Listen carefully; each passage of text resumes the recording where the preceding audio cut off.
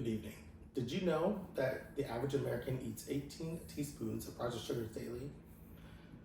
I have a few friends that suffer from diabetes, and so I'm pretty passionate about informing and people about the dangers of processed sugars. So today we'll discuss about the harmful effects of processed sugars, how it affects our moods and our health, and one common argument against processed sugars today. So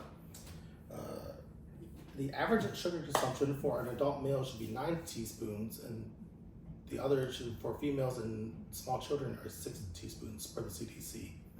So this massive intake of processed sugars that we're 2 to 3 times in ourselves daily is the reason why we see obesity in the United States.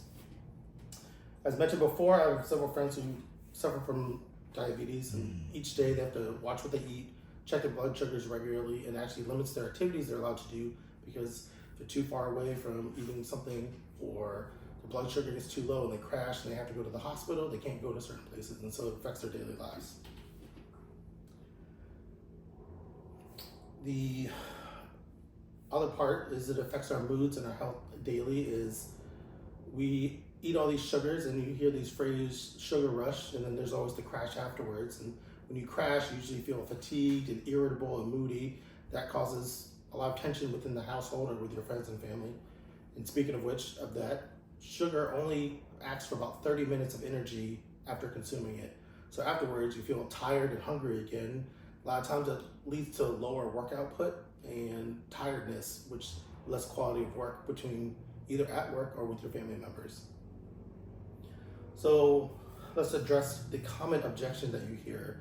Everybody says that glucose is required for your brain to function. It's the primary food that our brain consumes as energy to think and to process things. Well, the retort to that would be a well-balanced diet.